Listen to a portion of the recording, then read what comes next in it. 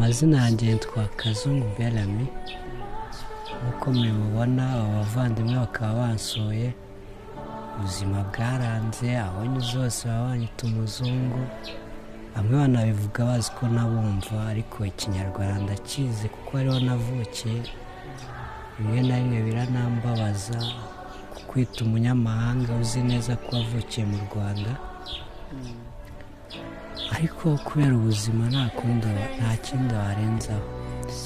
Amashuri nkaba nararangije segonderi, siziyeme segonderi, nk'undi wese yifuza kuba nakomeza, ariko minerivare ntayo, ahubwo nisanze mu bukarani. nk'uko mwabibonye nterura imizigo, hari n'uwo tujyana mu rugo yabona uburyo narushye n'ubuzima ndimo n'uko nsa, akaba yamemba arengejeho tipu.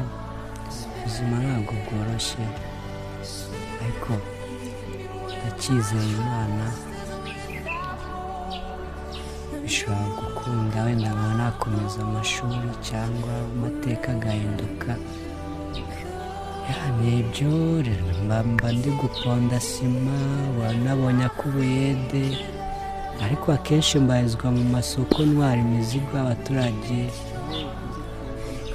Nkunda kubona akantu, kuko rimwe na rimwe ubuyede burabura, hari igihe ujya ku ishansiye bakakubwira ko umubare bawujuje ugataha. Ubwo rero kubera ubuzima bw'inaha i Kigali ntabwo wakwicara gutyo, ugomba gushaka ayo kurya no kwishyura inzu n'iki. Dore n'iriya nzu yanze kuzura, nayo nayifaburitse ngo ndebe ko nayibamo, ariko hapi byaranze. Imaze imyaka 5. Imaze imyaka 5 n'ubu ibureba rwose nayo nagerageje, ariko ubushobozi ntabwagarukiye, kuko amafaranga nkorera hariya ntabwo wabona ayo kurya ngo ubone n'ayo kubakisha, nabaye mbiparitse.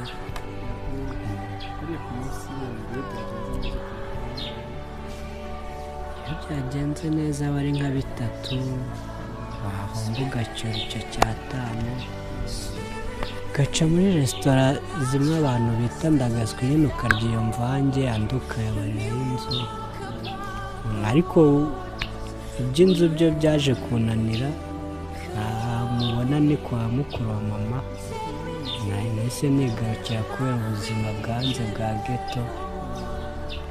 Nigarukira, ariko nawe nyine urabona ntako bameze, ni ugufondafonda ubuzima.